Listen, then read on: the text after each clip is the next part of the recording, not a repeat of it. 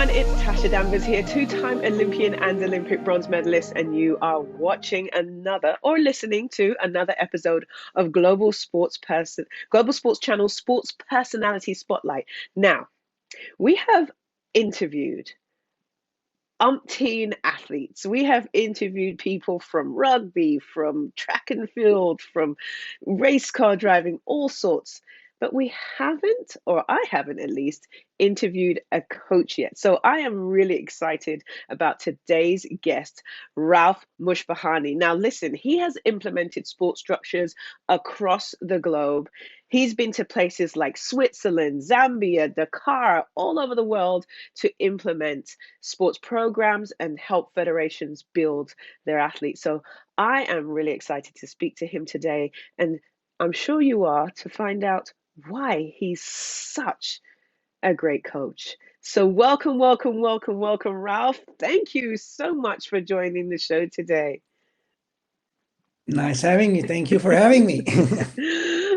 So where are you in the world right now?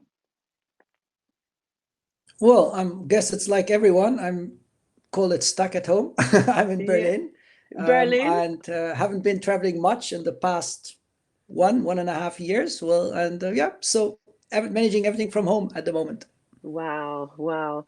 Now, I'm just going to put this out there. You have been coaching in the area of track and field since basically before I was born. And I know for the people watching, they probably think that's only like maybe 20 years, but that's actually over 40 years. Why did you choose this path? What you actually got a degree in coaching. So what made you choose that path? Well, that's an interesting question, and the answer you'll be probably surprised is in 1980 when I was supposed basically to join the team for the Olympics, and we boycotted the Western world. I stood, well, I had to take a decision.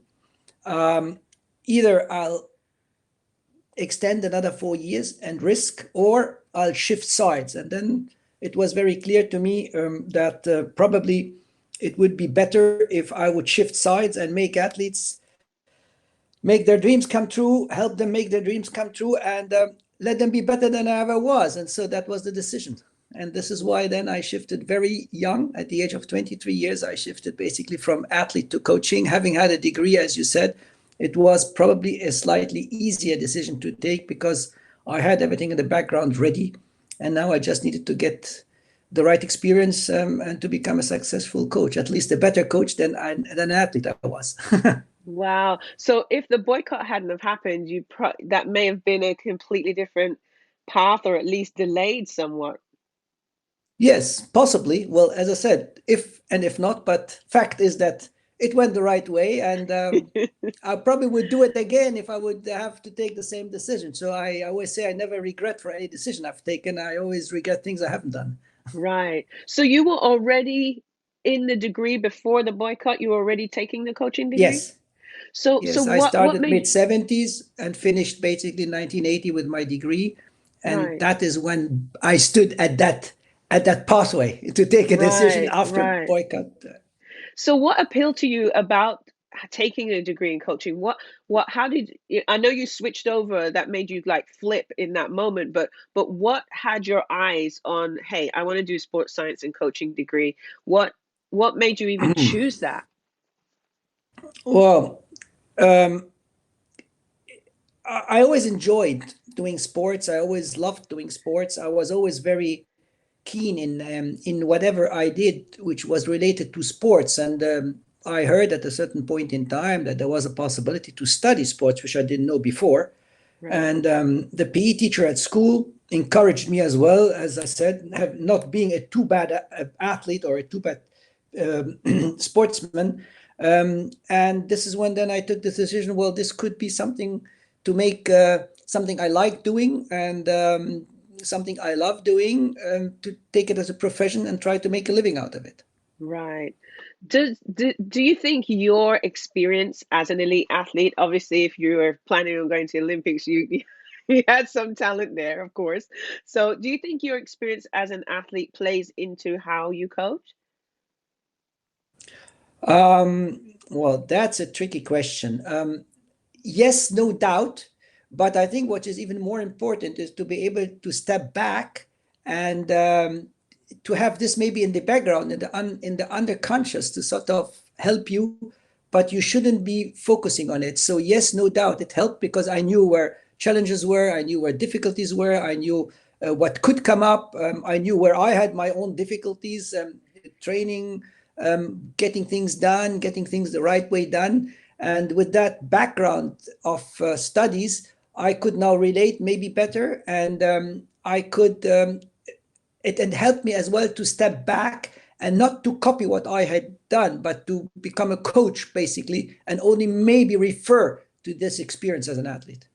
Right. So do you think if somebody wants to start coaching and has no experience as an athlete, that's something that they can pursue well? Or do you think there should be some type of competitive involvement before you become a coach? Well, there are different degrees in coaching. I mean, different levels, not degrees, but different levels in coaching. Right. So it all depends. I mean, I think you having been as well an athlete and having been an elite and top athlete, you might know as well when the coach can relate to what you do, when the coach can relate to what you want to do, you feel more comfortable. You feel maybe more easy. You feel more looked after. The problem which occurs is when you don't grow as a coach with the athlete, you might face at a certain point in time some problems because you don't know the situation. You might not know why the athlete is reacting or why the athlete might have difficulties in a certain skill or resolving a certain skill, and that could become an issue. But again, I don't think it has to be, but it could become the same as the other way around. If you are an athlete and you don't educate yourself to become a coach, you would only live on what you experience as an athlete, and then you might as well lacking at some point in time on certain skills which might be necessary. Right, I completely agree with you there. I have seen many athletes because it seems to be in most athletes' mind a natural progression to go from athlete to coach, but they kind of coach their own experience, and that doesn't work in the broader sense. So in a more general sense, in a broad sense, what makes a great coach? What should an athlete look for when they're looking for a coach, and is it different for every athlete what they should be looking for? Well, no doubt. That is different. It needs, I always see the athlete as an individual. I never see a group, even coaching a group of athletes. To me, they are individuals which I coach. Each one of them has her own individual personality. And I think as a coach, to be able to have them become or achieve or being able to perform at the level they would like to perform, you will have to take them individually. And I think this is one of the biggest problems in coaching when you coach more than one athlete, or when you're responsible for a group of athletes, that you might do do injustice maybe to one or the other because of not being able to take them one by one and not being able to sort of solve their problems, to serve their needs, but you would rather then serve the needs of a sprinter, the needs of a jumper or whatever, but that at a certain point in time would not allow you to coach successfully anymore. Right. What's the largest group of athletes you've had, and do you feel like you had a balanced way of serving them all? Do you think they all got what they needed when you had that large group?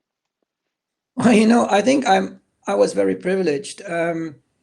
I had the great opportunity to basically undergo a career as a coach as well, having started very early.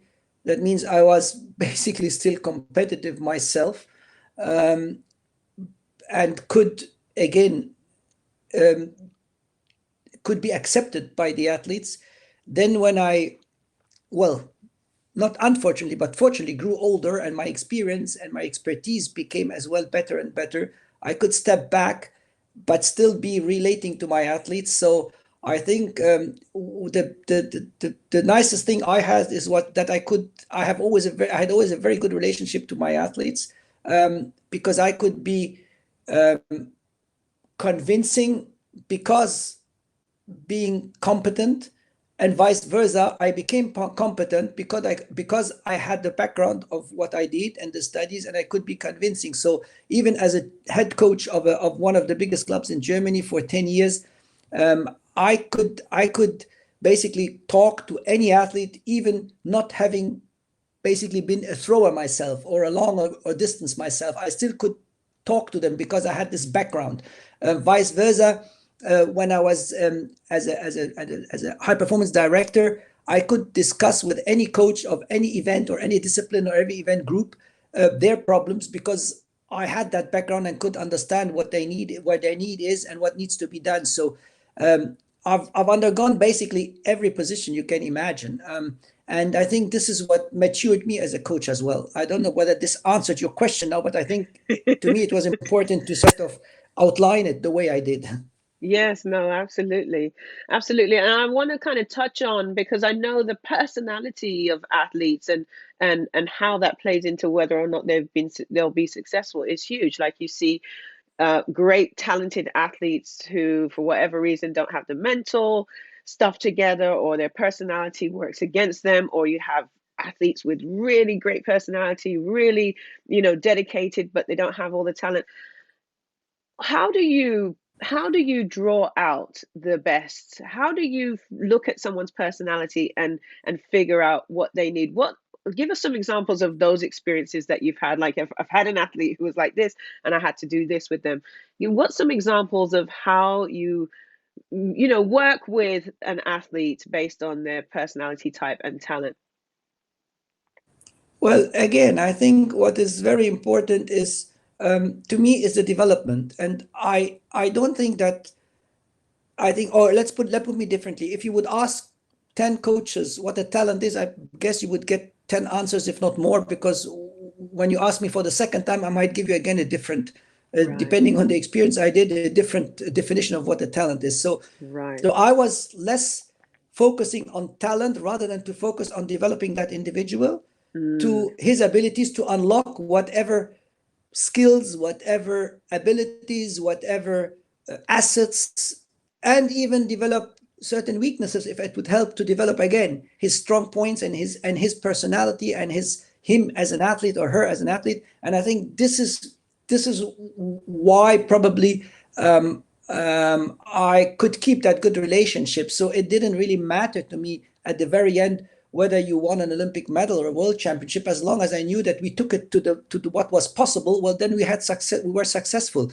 And right. well, like anything in life, you can't expect everybody to win the gold medal or to win a world championship. But if you can help him again through the experiences he did and she did, make them become a better person and not regret what they have done, I think this is a huge achievement. So I would rather leave it like this to my explanation. No doubt, I could give you a lot of other examples. When I left as a head coach in one of the, as I said, most performing clubs in Germany, I think they were all surprised in my farewell speech when I didn't point out all the world championships and the European championships and whatever medals we had won. I've pointed out on those people which though belonging to such a performing club, were happy to be with us and developed to their maximum. And so this is maybe the answer to your question. Yes, it is.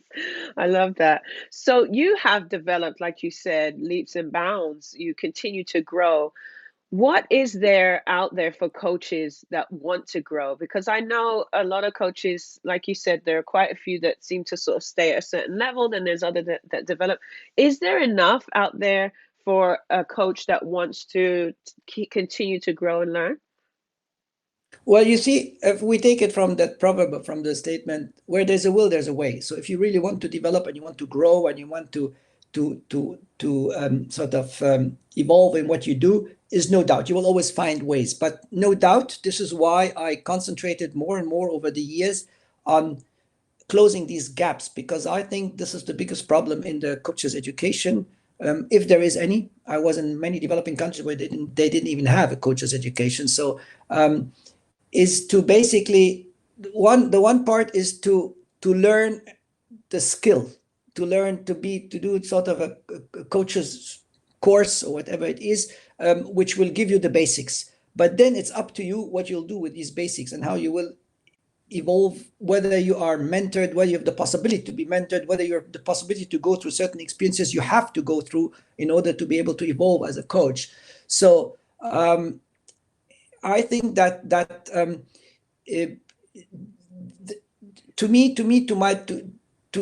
to my successful career belongs as well to be able to mentor, to be able to develop succession, because this is the pathway of life.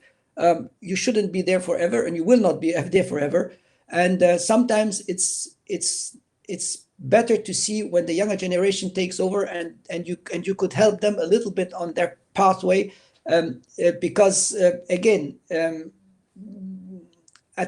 comes a certain point in time where where things change as well, and development might catch up with you, and so it's always good to have that positive, constructive, controversial sort of interaction amongst people. And yes, and then there will come the point where you would have helped them to take over, and that's good the way it is, and they might even become better than you were. Then it's even better. Right, right. Speaking of the younger generation, I was speaking to an athlete from the younger generation recently, and she said that, she really, really wanted to make sure that her coach and her personal life were very, very separate. And that when it kind of overlapped, things got really, really difficult for her. How important do you think it is for a coach to really know what's going on in an athlete's personal life, or be involved in what's going on in an athlete's personal life? For example, deciding whether or not they should be going out in the evening, and things like that. Where does that line get drawn, and is there a line, or is it like the coaching? Is it different for every athlete? Because I can imagine, like, as we know, what's going on in an athlete's life can have a huge effect on how they perform. So how do you play a part in that? Okay, let me put things right from the beginning. Is as I said, that every athlete is an individual. I think one of the biggest tasks as a coach is to develop that personality of the athlete, to know that personality, the athlete is a person or a human on her own. That's number one. And this at the same time sets limits to certain things. I believe if I help you grow as a mature athlete, you will be able to take certain decisions where I should not, and I cannot, and I will not interfere. As a coach, we should always never forget that we work with human beings and not with machines. Mm-hmm. That means at the very end, it is part of life, and it is part of the sort of the way we are as humans. So as a coach, if you are really a good coach, you will be able to deal with it with a certain distance to the athlete and still being close to him or to her. So that's how I would answer your question. Wonderful. Now, federations, like you say, you've helped a lot of them. Some of them haven't even had a coaching program. What role and how important is it? What role do the federations play in coaching, and how does that ultimately affect the athlete? Well, no doubt. I mean, you need the federation, and to be clear here as well, you need the federation if you want to enter Olympic Games. If you want to take part in a World Championship, you can't just call the world governing body and tell them, hey, hello, here I am. I believe I did the qualifying. This is the proof, and I would like to be part of the next World Championships. They will tell you, great, go to your federation and let them enter you and take you on board or on the team. Right. So I think this we have to put very clear. So, and this is why, again, and if you look at what exists at the moment of assistance, of help, of support worldwide, I think the biggest mistake we do, and I will quote afterwards a person, that we put the cart in front of the horse. So it's not about supporting no matter how. It's about helping them, again, to be able to manage themselves. That means it's help for self-help. you need to put certain structures in place, and there is no doubt there comes the point where at a certain point in time the federation is only assisting, is not even interfering anymore. If you take the example of an athlete everybody knows, I guess the money Usain Bolt earned over the years of his career is way more than the Jamaican Federation ever had in their accounts. So what do you expect? A federation who has no money to support an athlete who is making millions? That doesn't make sense. But did you ever see Usain Bolt go against his federation? No. So I think this is one part of the answer. The other part of the answer is there is, I think, we have a bit of a problem because the federations as well need to develop their structures. So it's not about, you don't own an athlete. This must be clear. You are there because athletes are there, and vice versa. When athletes are there, well, they will need a federation. So I think it is that game which you play, and if it is played properly, then everybody knows where his limits, her limits are. Everybody knows where their limits are and what is possible and what is not possible. So again, I think it is very important to have a well-structured federation, but at the same time, the federation needs to understand as well that they don't own neither the coaches nor the athletes. So they are there as a service provider, and they are there to develop the sport. And there comes the point where their possibility and where their task as well to support ends and has its limits because you don't own the athlete, because you don't own the coach. So you can only help put the environment, create an environment, an ecosystem where the athlete and the coach can develop and can take, again, unlock potential and take it to the maximum possible, and you will benefit then automatically as a federation. Right. So for people who don't really understand how the whole ecosystem works, what are some of the things that a federation would provide that would allow this system to run at its best? What do the coaches need? What do the athletes need to make that work? I will keep short because I don't know how much time do we have? Oh, you have plenty time. You have plenty. We have at least 20 minutes. Don't rush yourself. I can edit. I will take out anything we don't need. You can never have too much on this show. So you just ramble away. I'll work it out later. Well, well, I think what is the most important thing is that you have an environment where you can train properly, where you have the necessary assistance. That doesn't mean that you need everything, but where, and I think every athlete coach needs a different or has different priorities because of different people or different environment they're in. So I don't think that there's the environment, but once you've got proper facilities, you've got access to whatever it needs, to assistance, whether it's physiotherapy, whether it's a good coach as an athlete, whether it is training facilities where you can train properly, whether it is transport system or transport assistance or support if this needs to be done, whether it's accommodation, whether it's for your professional development as an athlete apart from the sport. That means because you're studying, to help you to get probably to get this managed as well, so that then it doesn't limit, it doesn't bother, it doesn't interfere negatively. So I think this is an important role. But again, to be able to do this, you would need sound people in federations. And I think what the problem is with most of the federations worldwide, which I have seen, and I had the huge privilege to work with a lot of them, is that we are still acting with a very amateurish type of structure in a professional environment nowadays. I mean, I don't know, when did you retire? I retired in 2012 officially, yes. Okay, so you still had at least a little bit of benefit of being able to make a few dollars. Again, this is something which has evolved over the years, right? So that fact already shows that as a federation, you need to act differently. You need to create a different environment. Now athletes can take a decision to say, I would not like to use the word sacrifice, because what you do, you should do it because you want to do it. So you're not sacrificing really. You are just living a different life for a few years.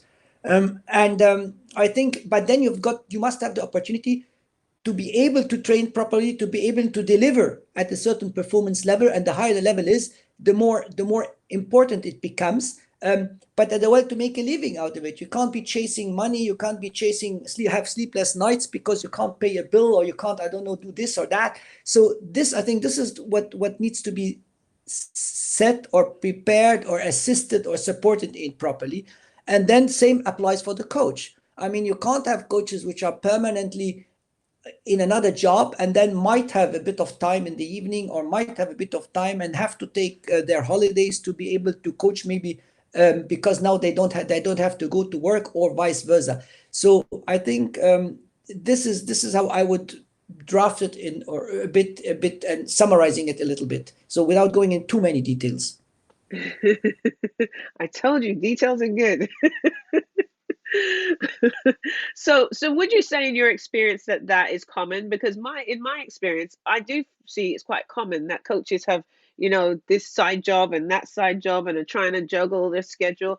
Is it common, or have you seen a big improvement over the years? Where does it stand now with coaches and their ability to do this as a profession? Well, I've seen it, yes, and I've seen some good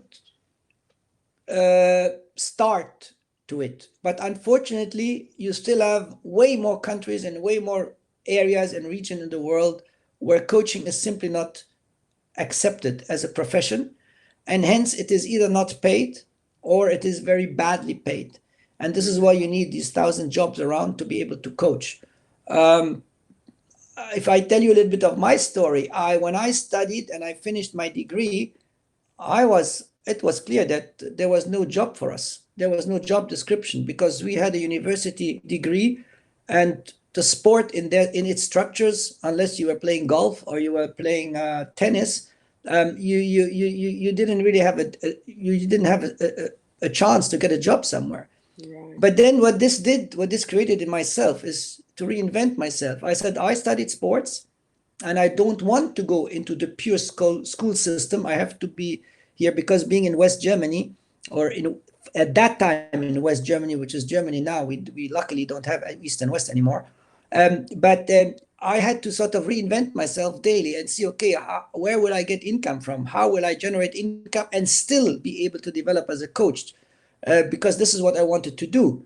And so you start getting creative, you start getting very independent, but you start understanding at the same time as well that, yes, there is no doubt you need to work in cooperation with others in order to be able to make things happen. And I think if from this experience, I then go back, and when I consult, when I help federations, it's exactly what I try to explain to them, is that you need to set up structures, proper structures, and coach need to be paid properly. That means to be able to make a living and not to have a problem at the end of the month to be. So it's not about giving money, it's about getting a pay, to get that profession recognized and accepted. And this is why I always say, this is why I am so keen in continuing to support, to educate, to this continuous coaches development, is at least to give them a better start than I had, or a better start than many have, and to have maybe contributed a little bit to a better world. Right, absolutely. Speaking of start, you made the decision that you were going to coach. How did you get your first gig, for for lack of a better phrase? How did you get your first athlete? What was the whole story behind, your first group, your first athlete, from that decision, like, okay, I'm gonna have to jump on the other side of the fence here. Now, what did you do next? Like, how did you get your athletes? Well, you see, this as well is when I finished my studies, I was again being at the sports university in Cologne, and it was at that time, I would say, without being too arrogant now, or to be sort of is that we had probably the best education worldwide. Right. So that was an asset already, and having this, meaning we had very good mentors, professors, teachers, people who were basically giving us that education. And this is how I got my first job. Is I was abroad. When I came back 1.5 years later, back to Germany, and I had been able to earn a little bit of money. I came back to my hometown, and in my hometown, I had one of my opponents, one of my mates, who was still sprinting, and said, "Hey, you have studied. Now you're a coach, so you can coach me." I'm without a coach, and this is how it started. So I basically coached someone who was only 1 or 2 years younger than I was, and luckily, in that first year, he won already a bronze medal at the European Championships indoors. And well, this is when people started to sort of get in contact with me, or relate my name not as an athlete but as a coach. And from there on, well, it took its way, and yeah, and I said I would do it again. So things are, a lot different nowadays. Like there's just so much to consider, there's just so much out there now. There's more coaching courses, there's more ways to be educated. There's just so much has developed in the world of sport now. So if somebody was to get into it now, what would your advice be to them? Would you just say, hope that one of your friends wants you to coach them, or what steps would you say you should take if this is something you want to take seriously? How do they do it? Well, again, in the Western world, and specifically in Central Europe, that means France, Switzerland, Austria, Germany, now some of the Eastern countries as well, you've got clubs. So the Right. sport is based in clubs. So I would probably, if you have been already in touch with the sport, you are not an unknown person. So you will Right. come back to a club, you will come back to that structure you grew up in. And because, as you said yourself, it is evolving, maybe slowly, but it is, you might be able to outline, to draft a sort of how you could be useful, and still slowly help them develop that structure so that you can benefit and be able to coach.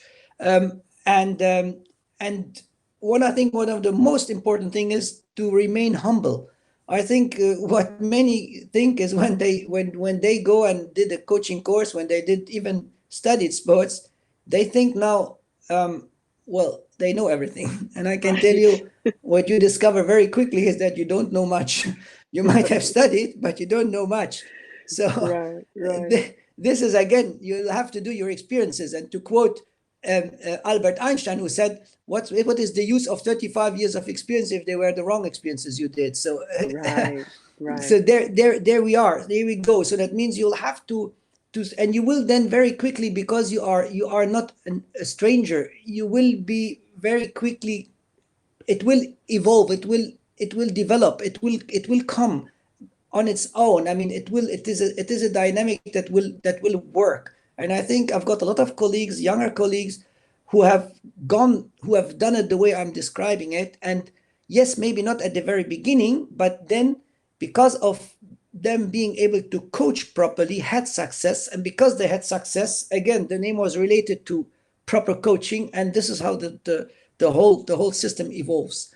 So I don't believe, and that is like anywhere, when you go into a company and you are a rookie, a freshman, when you are not even a junior, you come to a company and you first get a job. And I think, okay, in sports it might be slightly different, but on the other hand, you've got a lot of sports opportunities nowadays where you can earn a little bit of money. You need to know what you want. You want to Right. rather to go into the coaching, so go and focus on, be clear what you want, and then go and focus how can you get in there, in a very humble, in a very professional, and in a very knowledgeable way, with whatever knowledge you've got at that point in time. And then it will take you, it will develop. And I don't really believe so much in luck. I think you are the architect of your own destiny at the very end. So Right. it will no doubt go the right way. And yeah. Love that.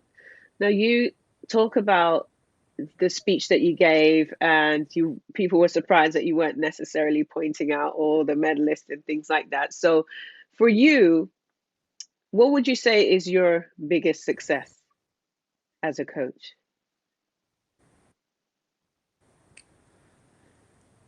Again, I think my biggest success is when I could help a structure develop, and its structure stands on its own. and do not need me anymore when I'm not, Right.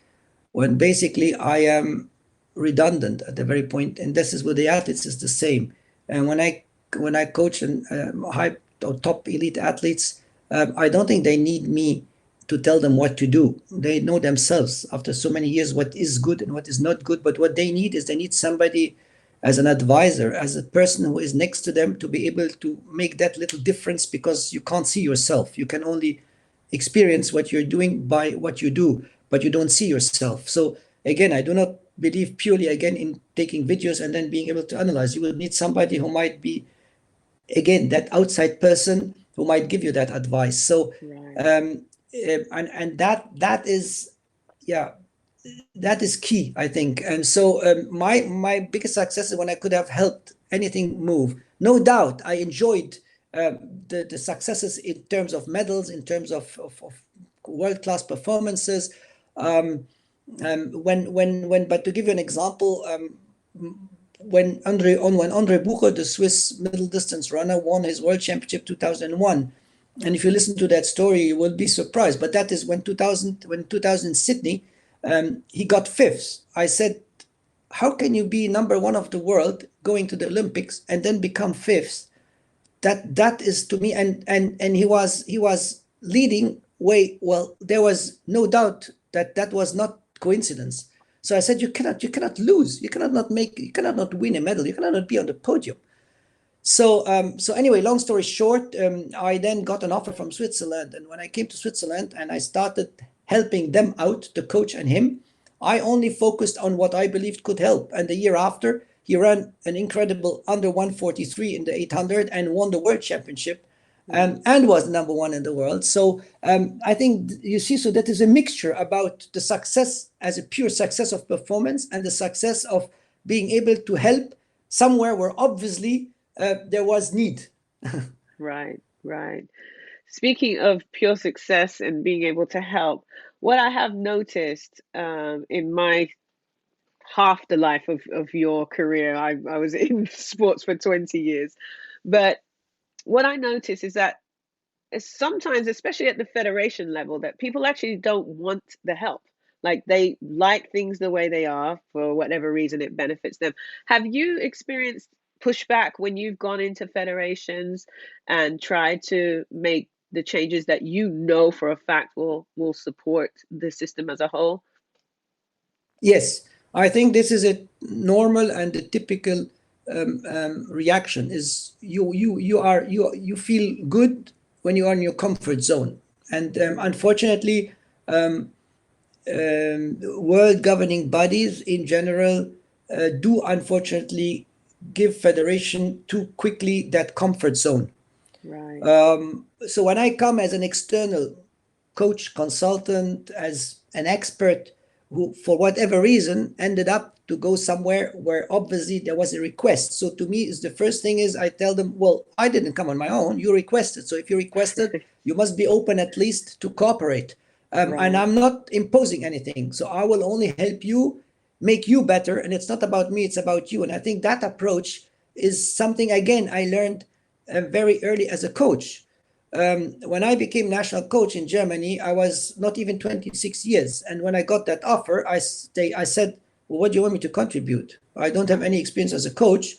And you want me now basically to be responsible as a national coach for coaches who might have won already Olympic medals. I mean, how credible am I to do such a job? But then at the very end, I said, well, maybe it could help.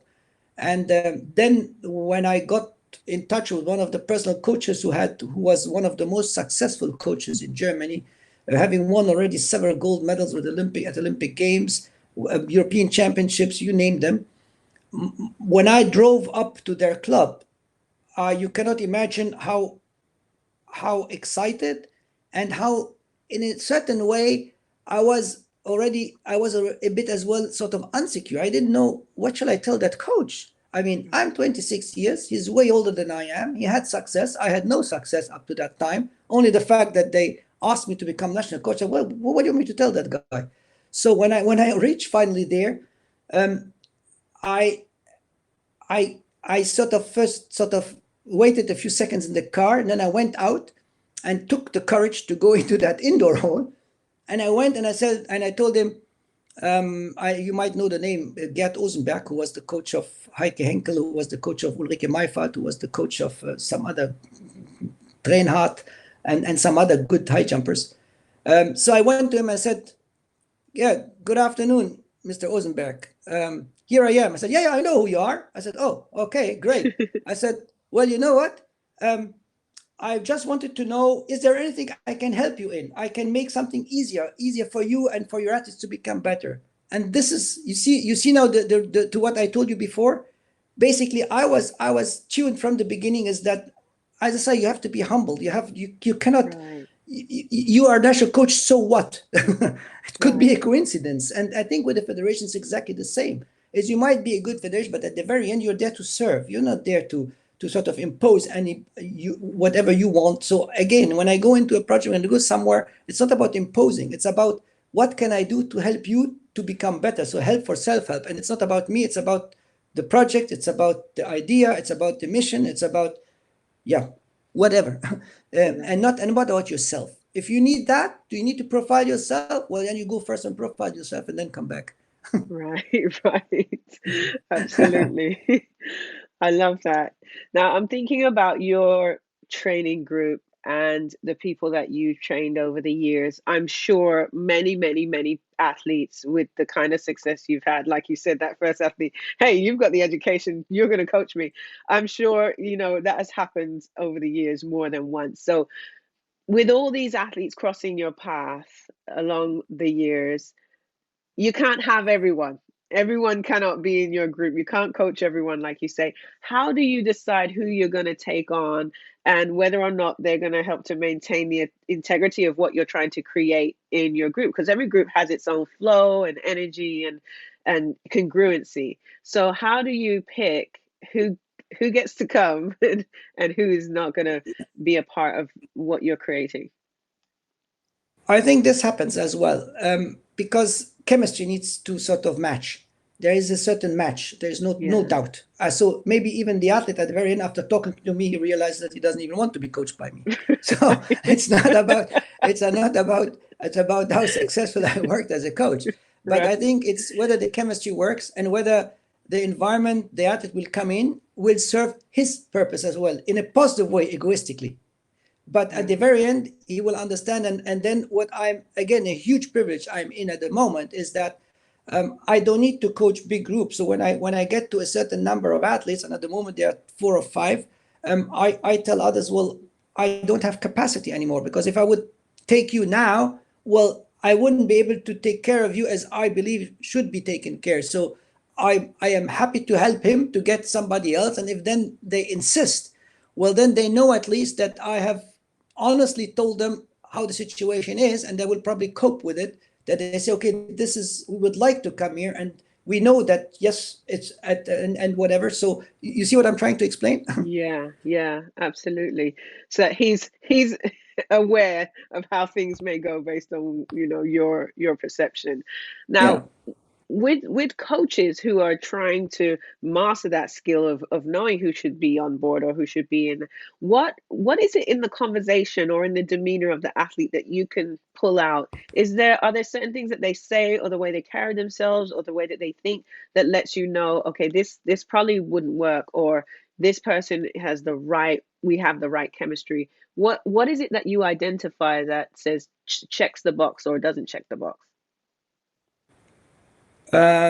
It might not even be something which has to do with sport or with the sport itself. It's about that personality, that person, because I still believe at the very end, and high performance, and you know it yourself, is stress. When you are at a competition, when you are in a big final and you want to perform, that's stress. That's huge stress, and it can become chaotic because the stress is rising and expectations are rising and. So at the very end, it breaks down to the point that the personalities have to match. If that outside person as a coach would be able to help you manage again your emotions so that you can perform. So I think this is what I don't check. I don't look first whether that person can become a world champion or not. That comes in maybe in a second, third, or fourth priority. If then they say, well, I want to win the world championship, or like now when I got a middle distance runner, and first thing I told her, why do you believe I can help you? Why do you believe I can do a better job than the one who was coaching you up to now? Right. So you see, it's not about, because I wanted first to hear what is it? Why is she interested in me getting to coach her? So Right. you understand where the point comes. So it's not about the success, the ultimate success in sport. It's about whether we at the very end will be in line in how we do things, how we think, because we'll have to trust each other. It doesn't work differently. If you don't trust me, well, how do you want me to help you? Or Right. if you doubt whatever I do, or so again, and I think so. It comes back to who you are, and under stress, you will reveal your weak points, not your strong points, and Right. this is what I try to find out. And I'll be honest to you, I very often at the end, when specifically when helping out federations, and they've been then when the project was over and I was back in Germany, they asked me, can you, maybe if we send you these 2, 3 athletes with their coaches, blah, blah, blah, can you help us? And it came to the point where I sometimes sent the coach and the athlete back home. And I said, guys, you have been sending me people with, I mean, we don't match. We simply don't match. I won't be able to help, and we are having here more stress than the outcome of what I could help. And then I ended the. So it was never about money. It was never about. And even then, if that person became very successful, well, I'm the first one to congratulate them. Do I first of basically send them off? Right. It's interesting you talk about sending them off. I know there's quite a few coaches who are not happy when it's time for an athlete to leave, because I think in some ways they feel like I put in all this energy and now you're going off to someone else, or I've invested all these years in getting you to where you are and now you're giving all the credit to somebody else. Do you ever have to have those conversations with former coaches? And what kind of conversations are there? Is it kind of like, well, what kind of athlete is this, and how do they train? What's the conversation that you have with past coaches when you're taking on a new athlete? Well, the first thing is I asked the athlete whether the coach knows that he has been in touch with me, that he came Right. and whatever contacted me. This is the number one question first. And if they say no, I say, well, you first go and talk to your coach, and then you come back and talk to me. And Right. so this Right. is number one. So I've never poached athletes, because again, I don't believe that can become successful. Yes, it could, but I don't believe that it can, if because then it's stress for everybody, because you'll Right. have stress with the athlete, stress with the coach, stress with the environment, stress with, I don't know, 1,000 people who will interfere and blah blah. So this is number one. The number two is no doubt, once that goes a positive way, is I get in touch usually with the coach and ask, well, how or what does he believe, or what did he experience? What person, what athlete am I getting? Because at the very end, he or she might still have more experience with that athlete than I'm having now at the moment. So why should I not take that advice or that information to be able to do a better job?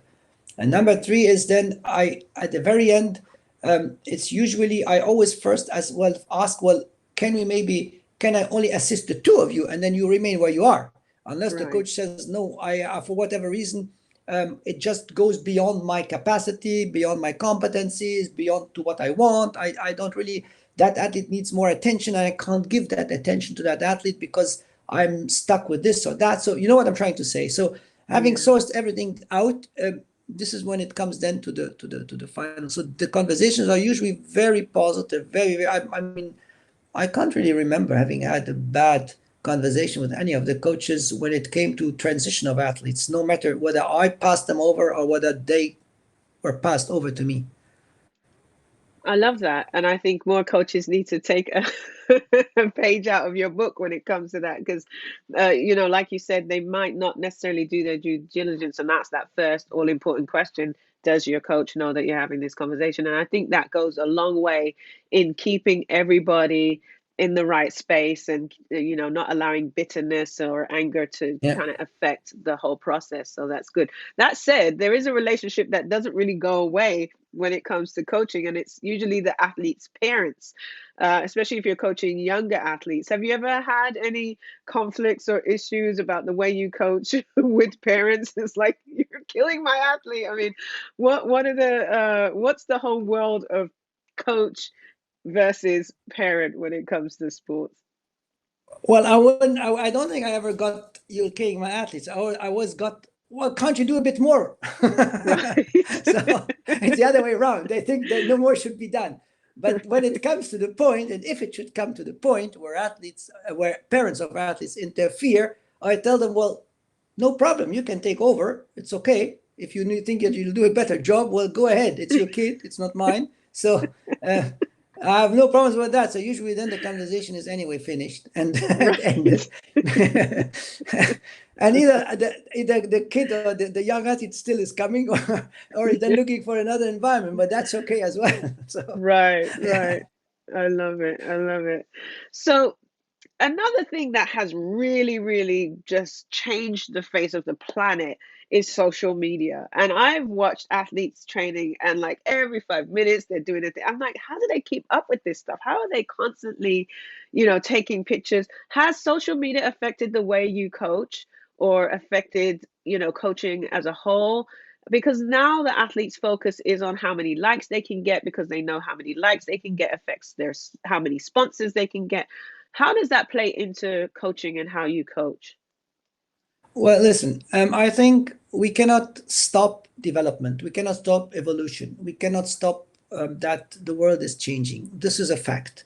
And I think what is good if we would just try to understand first why things are the way they are, number one. And number two is then how can we take advantage in a positive way? How can we benefit of that development within limits, no doubt? So yes, here as well is when it starts getting to the point where distraction, as you have described it, starts taking. I said, look, what do you want? If you really want to get to where you want, well, you will have to get this a bit under control, because you're not having enough sleep, or you're not having enough recovery or regeneration, blah blah blah. Because again, it's a shared responsibility, and I make the athlete clear that they have a certain part of the responsibility to take and are accountable for it. They cannot push it to someone else. So again, it's a part of an educational process you do with an athlete. Right. And yes, no doubt, is social media has become a bit of a threat. I have once presented something with the title, "Is it a curse or is it a benefit?" And when I said, "Is it a curse?" it's because I think, again, that it opens up, no doubt, the possibility to inform yourself, to get information, to be, as you say, to get likes, to be somewhere attention is attracted to you. But at the very end, you need to control this as well. So it's not about any attention. It's not about anything. It's about what you can control and how it can benefit you. You can get sponsor, but again, what sponsors are you getting if then at the very end it is something which comes and goes with the trend? So that's not really a Right. sponsor. That is, I said, this is a modern begging.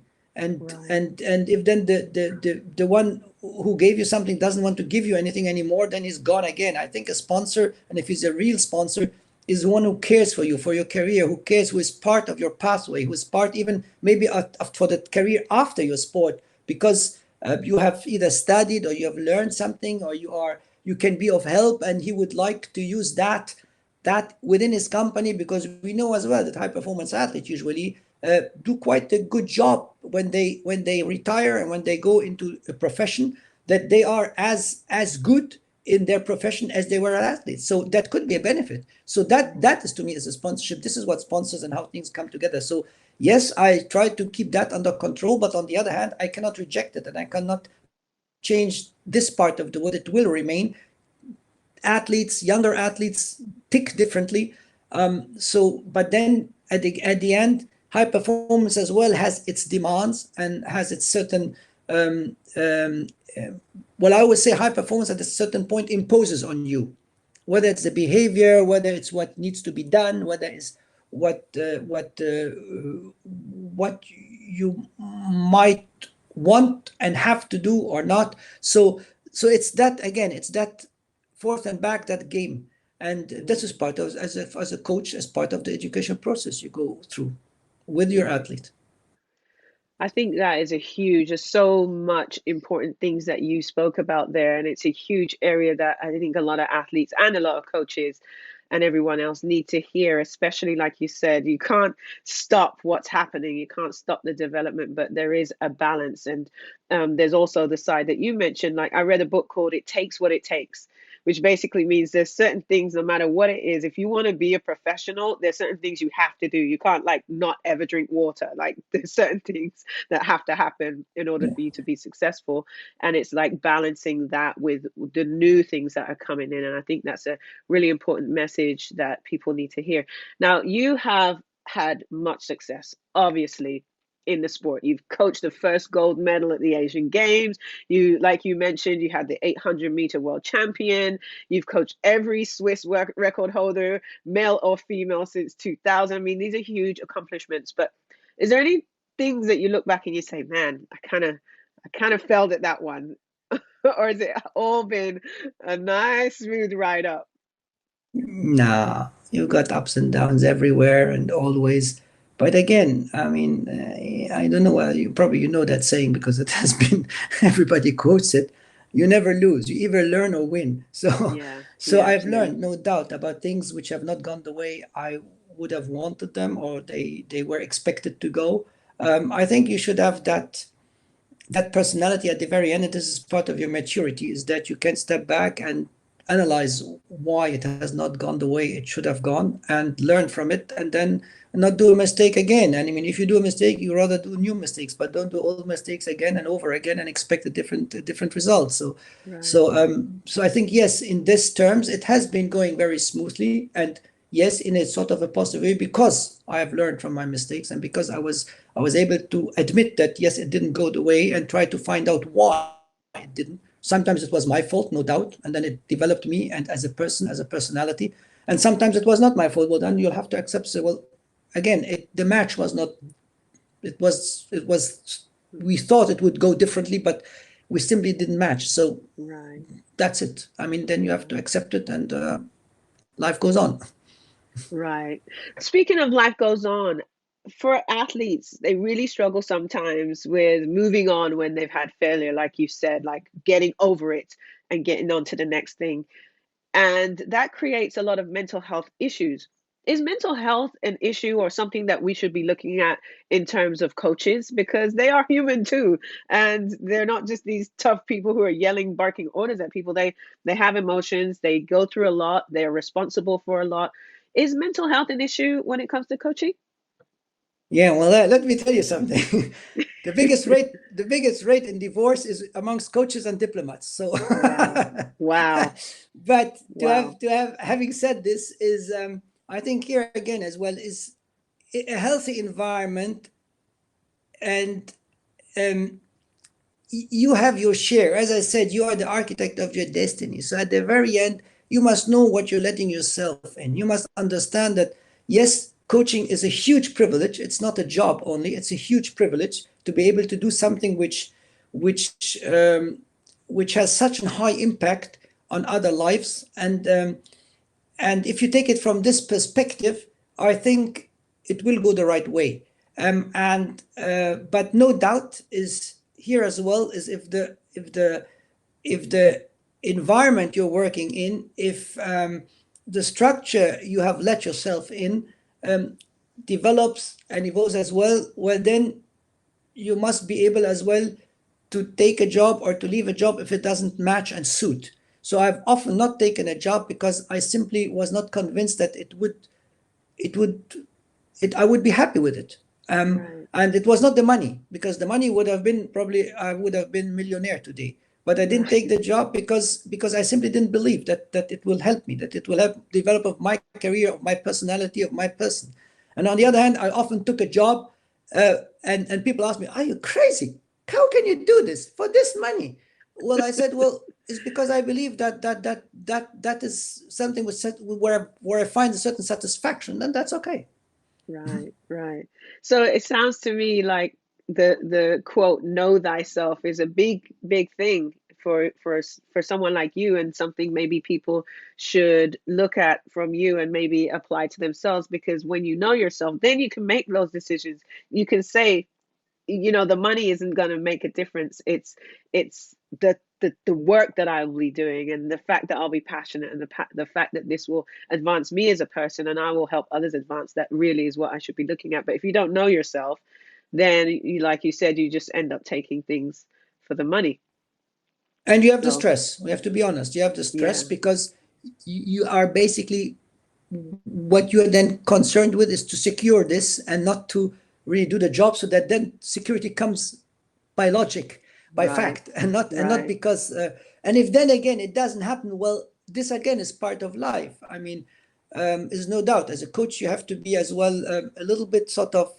Yes, you can dream, you can have visions, you can have whatever you want, but at the very end, you have to be, to a certain point, you have to know that at the moment, still the coach, unless you're in soccer or in football, whatever you call it, in golf maybe, or in tennis or whatever, where you get paid quite a bit amount of money, that at the very end, most of the other sports, you can make a living, but you have to be aware as well that that is, you cannot take it as granted. right, right. Well, I could talk to you all day, but I will ask you just one more question before you go. COVID, we can't avoid this. This is our new normal. How have you had to adapt to coach? I mean, there was a period of time where all the facilities were closed. I mean, it's surely different trying to coach someone over video. What have you had to do to continue to help your athletes under these circumstances? Well, here again, it comes to my philosophy and to what I believe, and why I went as well into development. Is, to me, what COVID, what this pandemic sort of surfaced, is only the problems we have and the things we have been putting priority on, and have been thinking that there would be important when they are not. So this pandemic only took us back to the basics, grounded us again, and this is in coaching the same. We've been doing a lot of things where we believe that that is part of coaching, but that was nice to have, but would not, that didn't make the difference. The real difference was made when you understood the basics, when you took it back to the principles and you applied them to the environment you're in. And this is what I faced in most of my developing programs. So I was quite lucky. I always say, when I want to have people smile or laugh, I always say, well, I never thought that I would experience this in Germany one day, but yeah. So I've been basically applying only what I have learned as well throughout my years in the international cooperation and the development. That I said once in an interview, you come with a plan A to realize that the plan A is not working. Then you'll take out your plan B, which you have prepared, and you see plan B doesn't work as well. Then say, okay, what, I'm smart. I have a plan C. And then you realize plan C doesn't work. At the end, you have to implement plan F, which you didn't even prepare, but be sure that this has to work. So you have to make it Right. work. At the very end, it has to be successful. And that is what, this is exactly how I worked here. I made the athlete. I said, look, athlete, don't worry.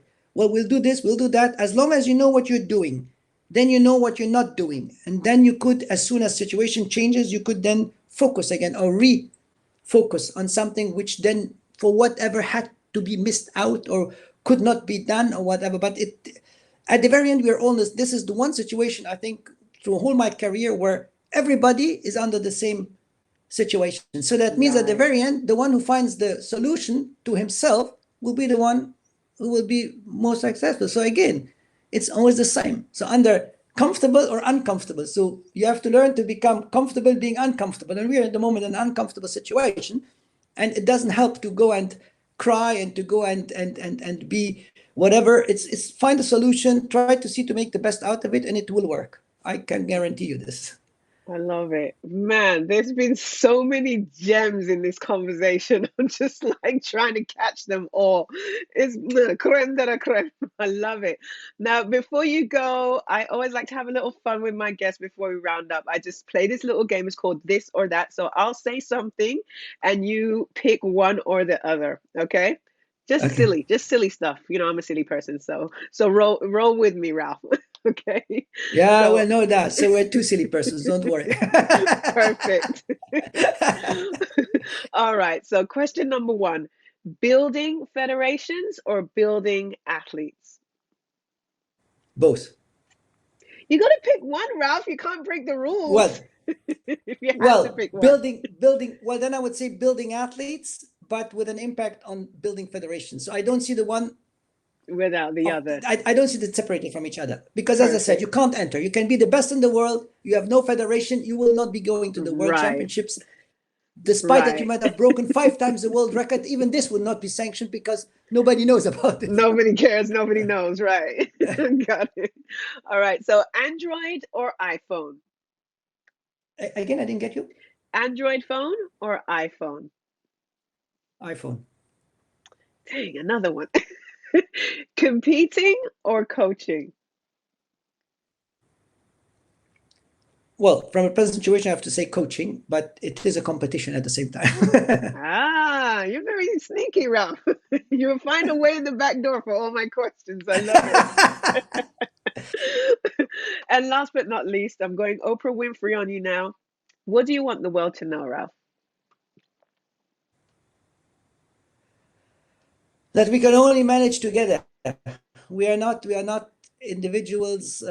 We are not Rambos. We are not. That means that we will only manage the world if we realize that we are all and drilling holes will make us all drown. So there's no sense of we should differences and see that we work together, and then we will. I love it. You are such a star, man. It has been a true pleasure to speak to you today. If people want to reach out to you, Ralph, if they want to connect with you, maybe they probably want to interview you as well, or whatever. Maybe they want to ask you some questions about coaching. Is there a way that people can connect with you, either online or you have a website or social media or email or? Yes. Well, you've got the email address. You've got my mobile phone because it's in the email when we have been, Well, and for our and audience, then could you let them know what it is that they could contact you at? yes, well, there's either that website is www.excellenceontrack.com. Then you've got my email address, IADC Ralph, my first name with PH, not with F, at AOL.com, or my mobile, where I'm on part of most of the social media, is 49 for Germany 170-767-7715. Perfect. I am so grateful that you have taken the time and spent this time talking with us today. I'm sure the audience will really appreciate the insight you have from the other side of the fence, because we've spoken to a lot of athletes, but coaching is a huge reason why the athletes are successful. So we really appreciate your time, Ralph. Thank you so much for joining us. Thank you for having me. It was a great pleasure talking to you. Okay, silly ones. See you See soon. you. Bye bye. Thank Bye you. Bye bye. bye. Oh my gosh, that was a real joy. I really enjoyed talking to him. You can tell he really takes what he does seriously, but at the same time, so humble. I loved what he said about being the architect of your destiny. And I think that's something that we can all really, if we take that to heart, we can all really use as a tool in our mindset on how to be successful. Man, so many gems there. I hope you enjoyed that as much as I did. I've got goosebumps listening to some of those gems. I'm going to have to go back and listen to it and pull out all those one-liners because he had quite a few that I really enjoyed. Anyway, it's not just about what I enjoyed. You got to let us know you enjoyed it too. You got to like, follow, share, and comment. My, like I said, my thing that I loved was the architect of your destiny. What was it that you loved? What was one of the statements in there that you felt that really touched you? I want you to comment on that. And remember, this isn't just about the interviews. We are really driving to help athletes and coaches become the best that they can possibly be through the different programs and structures that are going on within the organization of Global Sports Channel. So if you want to learn more, if you want to know more, keep your eyes peeled on www.globalsportschannel.com. Until next time, thank you so much for tuning in.